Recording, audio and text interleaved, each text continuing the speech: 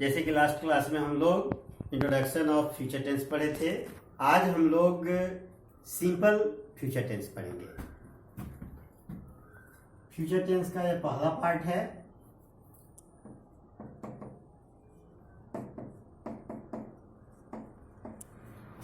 Simple future tense. इसका definition हम जानते हैं। The tense which denotes a future plan, the tense which denotes a future plan, comma, is called simple future tense। इसका हिंदी होता है वह काल जिससे किसी भविष्य की योजना का बोध होता है, फ्यूचर टेंस कहलाता है। एक बार और रिपीट कर देते हैं।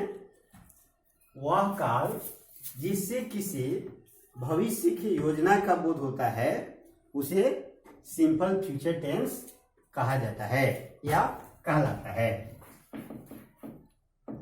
इसके आगे हम जानते हैं साइन अर्थात पहचान। यह जरूरी इसलिए है क्योंकि आपके एग्जाम में ट्रांसलेशन 5 नंबर का आता है, 5 ट्रांसलेशन बनाने का, जिसमें ये पहचान जरूरी होता है ताकि आप उन वाक्यों को हिंदी से इंग्लिश में आसानी से बना सके। जैसे कि सामान्यतः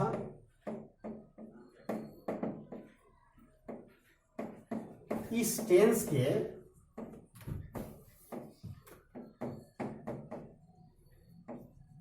हिंदी क्रिया के अंत में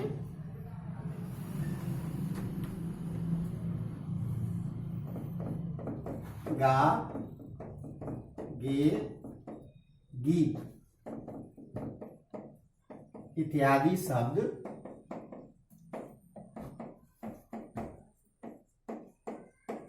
लगे रहते हैं।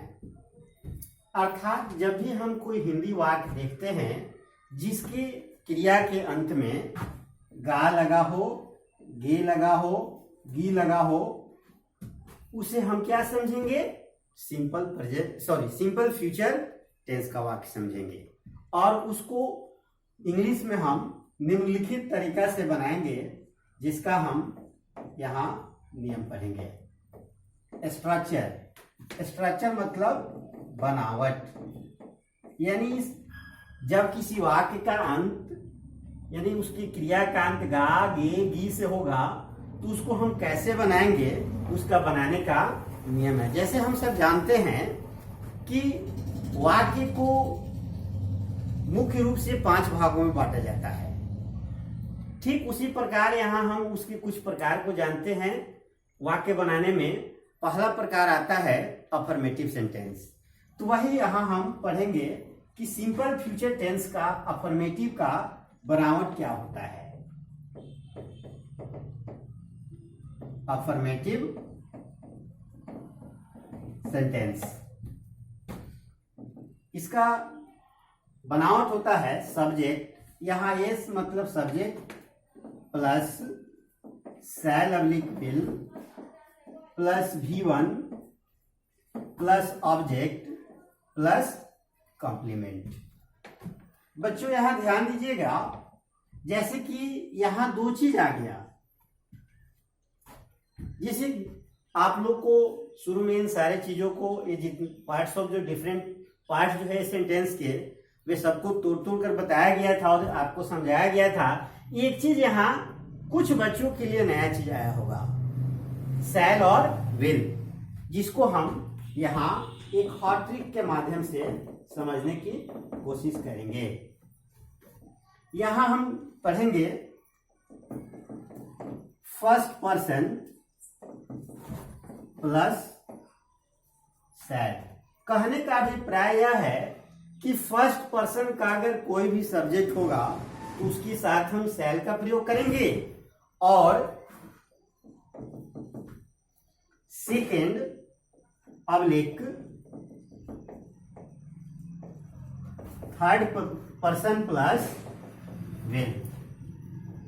कहने का अभिप्राय यहां स्पष्ट है कि जब वाक्य का सब्जेक्ट सेकेंड या थर्ड पर्सन का हो तो उसके साथ हम विल का प्रयोग करते हैं। जैसे यहां आप ब्रीफ में पर्सन समझ सकते हैं। जैसे कि हम सब जानते हैं कि पर्सन मीन्स क्या, इंग्लिश में 3 पर्सन होते हैं। फर्स्ट पर्सन यानी बोलने वाला, जो व्यक्ति बोलता है वो फर्स्ट पर्सन, जो सुनता है वो सेकेंड पर्सन, और जिसके बारे में कहा जाता है वो थर्ड पर्सन होता है। इन सभी पहलुओं को हम इन डिटेल पढ़ चुके हैं, और पुनः इसे मैं आपको बता दे रहा हूं ताकि आपको इसे समझने में किसी प्रकार की असहूलियत ना हो। इससे आगे हम पढ़ते हैं नेक्स्ट।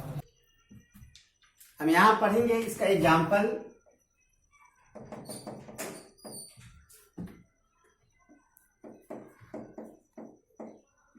रोहित कल पटना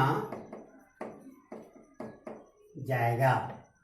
जैसे कि थोड़ा देर पहले आप लोगों को बताए हैं हम कि जब किसी हिंदी क्रिया का अंत गा गे गी से हो तो वह वाक्य किस टेंस का होगा, सिंपल फ्यूचर टेंस का होगा। तो देखिए जैसे कि इस वाक्य में क्रिया क्या है, जाएगा, जाना क्रिया है, और इसका अंत क्या है, कौन चीज हो रहा है, गा से हो रहा है।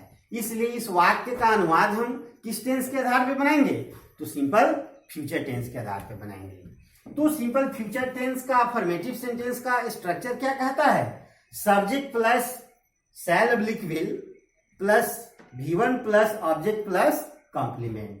यानी यहां सब्जेक्ट क्या है, रोहित सब्जेक्ट है, ठीक है, रोहित सब्जेक्ट है। तो जैसे मैं आपको बताया हूं सेल और विल का प्रयोग कि फर्स्ट पर्सन जो होगा उसके साथ हम सेल का प्रयोग करेंगे और सेकेंड और थर्ड पर्सन के साथ विल का प्रयोग करेंगे। तो यहां रोहित क्या है, थर्ड पर्सन सिंगुलर नंबर का सब्जेक्ट है, क्योंकि इसके बारे में हम कुछ कह रहे हैं। तो जैसे मैं आपको बताया हूं कि जो बोलता है वो फर्स्ट पर्सन, जो सुनता है सेकेंड पर्सन, और जिसके बारे में कुछ कहा जाता है वो क्या होता है, थर्ड पर्सन। तो मैं रोहित के बारे में कुछ कह रहा हूं, इसलिए क्या है, थर्ड पर्सन है, और इसके अनुसार यहां इसके साथ विल का प्रयोग होगा। उसके बाद है V1, तो गो मीन्स जाना होता है, ठीक है। तो रोहित विल गो, कहां जाएगा, पटना, पटना। और थोड़ा सा वाक्य आपको देखने में अटपटा सा लग रहा होगा, करेक्ट नहीं लग रहा है, क्यों, क्योंकि यहां इसके बीच एक प्रीपोजिशन टू का प्रयोग होगा। इसका भी हम इन डिटेल पढ़े हुए हैं, जब प्रीपोजिशन पढ़े थे वहां पढ़े हैं कि जब हम किसी व्यक्ति या वस्तु के समीप जाते हैं तो उस संबंध को बतलाने के लिए हम टू का प्रयोग करते हैं, और जब उससे दूर जाते हैं यानी उससे हम जुदा होते हैं तो उसके लिए हम फ्रॉम का प्रयोग करते हैं। यानी जब हम मिलते हैं तो टू, और उससे बिछड़ते हैं तो फ्रॉम का प्रयोग करते हैं। लेकिन यहाँ पटना वाली जो बात है, तो पटना क्या कर रहा है, पटना के करीब जा रहा है, नियरर है, इसलिए यहाँ टू लगेगा। तो Rohit will go to Patna, कब जाएगा, कल, टुमारो। तो यहाँ इन सभी पार्ट्स को हम समझ लेते हैं। रोहित यहाँ सब्जेक्ट हो गया, विल गो को अगर मिलाकर के है तो वर्ब है, लेकिन इसमें भी वर्ब का दो प्रकार है। यहाँ विल जो है हेल्पिंग वर्ब है और गो मेन वर्ब है। पटना, यहाँ टू को अगर ले तो प्रीपोजिशन है, पटना कंप्लीमेंट है, टुमारो भी कंप्लीमेंट है। जैसे कि हम इन सभी चीजों को इन डिटेल पढ़े हुए हैं। कंप्लीमेंट 4 प्रकार का होता है और उन चारों को हम वन बाय वन करके पढ़े हैं, ताकि जो बच्चे हमारे पढ़े हुए हमसे हमारे यहाँ पढ़ते हैं उन्हें तो किसी प्रकार की असहूलियत नहीं महसूस होगी। लेकिन जो हमारे व्यूअर्स हैं, जो हमारे इस वीडियो को देख रहे हैं, अगर उन्हें किसी प्रकार की अगर परेशानी होती है तो कमेंट बॉक्स में हमें कमेंट कर देंगे, ताकि मैं इसके लिए एक अलग से कॉम्प्लीमेंट पे एक स्पेशल वीडियो बना दूंगा। आगे जानते हैं, मैं तुम्हें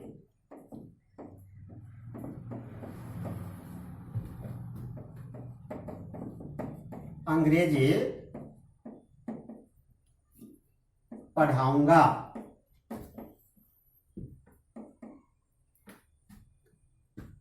ठीक है, मैं तुम्हें अंग्रेजी पढ़ाऊंगा।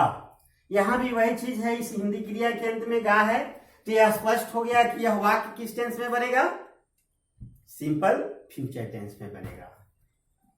तो यहां सब्जेक्ट हमारा आई है, तो आई क्या है, फर्स्ट पर्सन। जब मैं बोल रहा हूं तो फर्स्ट पर्सन, बोलने वाला क्या होता है, अक्सर फर्स्ट पर्सन होता है। इसके साथ एक क्लियर हो गया कि शैल लगेगा, तो आई शैल, उसके बाद V1 लगेगा। तो पढ़ाना कौन चीज मीन्स होता है, टीच मीन्स पढ़ाना, तो आई शैल टीच कौन चीज, इंग्लिश, तो आई शैल टीच इंग्लिश। किसे पढ़ाऊंगा, तुम्हें, यू। तो यहां भी वाक्य अटपटा लग रहा है, तो क्या लिखेंगे, आई शैल टीच इंग्लिश टू यू। यहां दो ऑब्जेक्ट्स है, ये भी जब हम लोग घर पढ़े थे तो वहां क्लियर हुआ था कि जब हम डायरेक्ट ऑब्जेक्ट को पहले लिखते हैं और यहां इनडायरेक्ट ऑब्जेक्ट को बाद में लिखते हैं, तो इनके बीच एक उचित प्रीपोजिशन का प्रयोग किया जाता है। उसी के तहत इस वाक्य को हम दूसरे तरीके से भी बना सकते हैं, आई शैल टीच यू इंग्लिश। कहने का अभिप्राय है कि हम अगर आईडीओ को पहले लिख देते हैं, यानी इनडायरेक्ट ऑब्जेक्ट को पहले लिखते हैं और डायरेक्ट ऑब्जेक्ट को बाद में लिखते हैं, तो इनके बीच किसी प्रकार का कोई प्रीपोजिशन का प्रयोग नहीं होता है। इसके आगे हम पढ़ते हैं निगेटिव सेंटेंस। अगला पॉइंट हमारा है पॉइंट बी में निगेटिव सेंटेंस। इसका स्ट्रक्चर होता है subject plus shall oblique will plus not plus V1 plus object plus complement. जैसे एग्जाम्पल के माध्यम से इसे हम समझते हैं,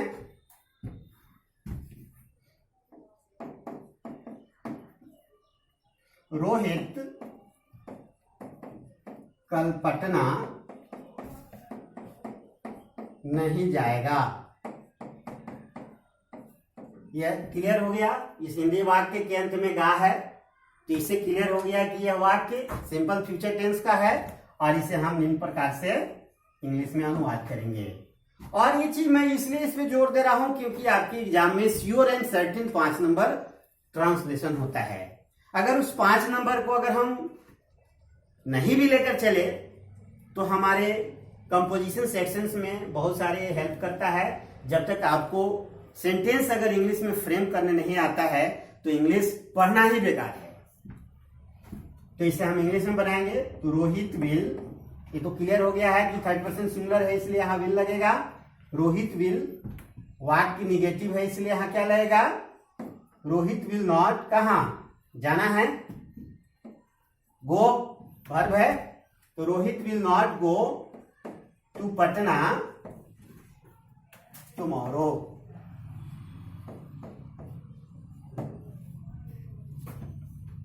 दूसरा एग्जांपल समझते हैं, वे लोग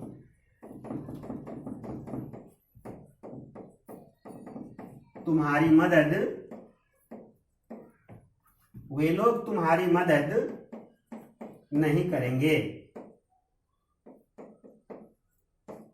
वे लोग तुम्हारी मदद नहीं करेंगे। तो इसे आप बनाएंगे, they will not help you. इस प्रकार से हमारा अगला पॉइंट आता है, ये तो हम पढ़ लिया, अफर्मेटिव सेंटेंस पढ़ लिए, नेगेटिव सेंटेंस पढ़ लिए। अब अगला हमारा पॉइंट आता है पॉइंट सी में, yes no question. Yes no question, इसका स्ट्रक्चर होता है shall oblique will plus subject plus bracket में नॉट। यहां ब्रैकेट में नॉट इसलिए लिख रहे हैं कि अगर वाक्य निगेटिव होगा तो हम नॉट का प्रयोग यही करेंगे, अगर कॉन्ट्रैक्टेड फॉर्म में करना होगा तो हम शैल और विल के साथ भी कर सकते हैं। Plus V1 plus object plus complement plus question mark.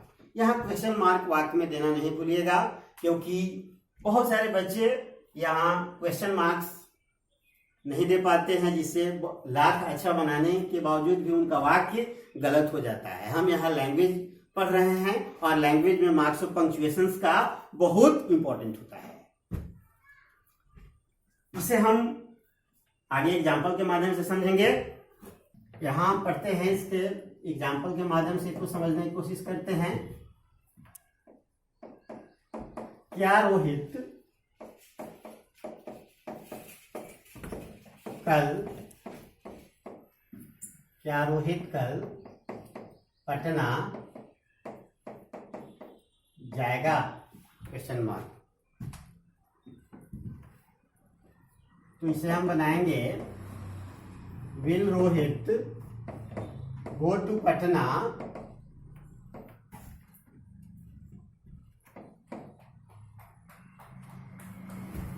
Tomorrow.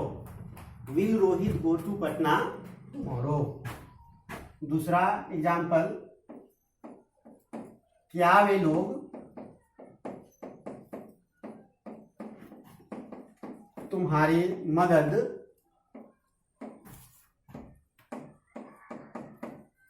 करेंगे? क्या वे लोग तुम्हारी मदद करेंगे? तो इसे हम इंग्लिश में बनाएंगे विल दे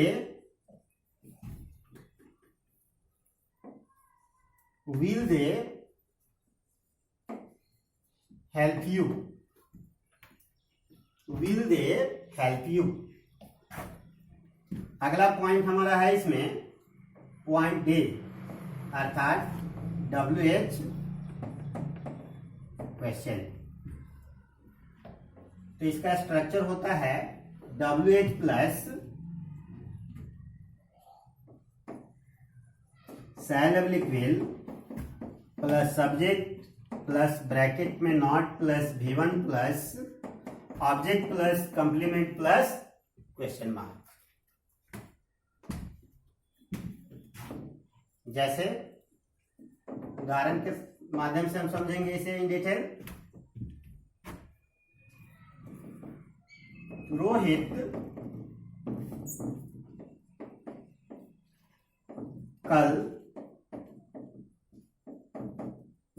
कल पटना क्यों जाएगा? रोहित कल पटना क्यों जाएगा? ठीक है। बहुत सारे लोगों को यहाँ WH वर्ड समझ में नहीं आ रहा होगा। जो मेरा हमारे विद्यार्थी हैं उन्हें तो बता दिया गया है, वे समझ रहे होंगे। और जो हमारे व्यूअर्स इस वीडियो को देख रहे हैं उनके लिए मैं बता दूं, WH वर्ड बेसिक 7 होते हैं, जिसे मैं यहां आपको बता दे रहा हूं। What, when, why, where, who, which, how. कितने हुए? 1 2 3 4 5 6 7। यही बेसिक 7 WH वर्ड है। ठीक है। और इसके डेरिवेटिव्स मिलाए तो ये 42 हो जाते हैं, लेकिन इंटरमीडिएट लेवल पे उतने डिटेल में पढ़ने की हमें कोई जरूरत नहीं है। आगे जब आप कॉम्पिटिटिव लेवल पढ़ते हैं तो वहां उन सभी डेरिवेटिव्स को भी आपको जानना जरूरी होता है, जिसका डिफरेंट डिफरेंट वाक्य में डिफरेंट डिफरेंट फंक्शंस होता है। तो चलिए हम अभी यहाँ पढ़ रहे हैं इस पॉइंट ऑफ व्यू से। बहुत सारे लोगों को ये समझ में नहीं आया होगा, इसलिए मैं बता दिया। आगे हम समझते हैं इसे। तो यहाँ क्यों है, तो क्यों है तो हम यहाँ क्यों क्या लेंगे, ये 60 WH वर्ड से कौन सा वर्ड लेंगे, वाई मीन्स क्यों होता है,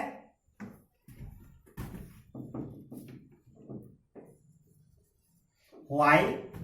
अब यहाँ सेल और विल है, तो इसका हम सिलेक्शन कैसे करेंगे। अभी कुछ देर पहले आपको अफर्मेटिव सेंटेंस में बताया गया है कि थर्ड पर्सन होगा, सेकंड पर्सन होगा, तो उसके साथ हम विल का प्रयोग करेंगे, फर्स्ट पर्सन के साथ सिर्फ सेल का प्रयोग करेंगे।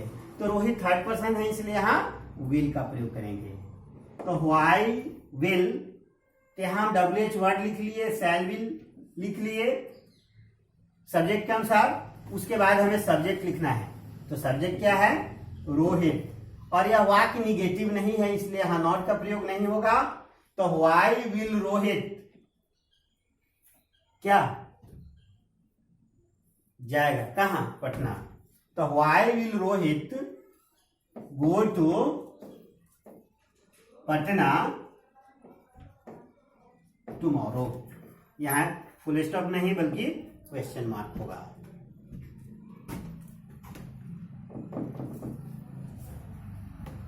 अगला वाक्य, आप